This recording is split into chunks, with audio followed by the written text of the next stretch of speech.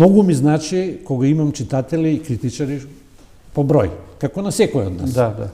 Во последните 15 години, нескромно, но вистински кажано, повеќе ме објавуваат во странство, отколку кај нас, иако јас се гледам, пишувам и тука книги. Да.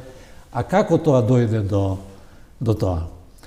Дојде тогаш, ние секогаш сме се дружиле, но во тоа време, ние веќе као петиот круг веќе излеговме надвор, но пак почна една друга атмосфера на,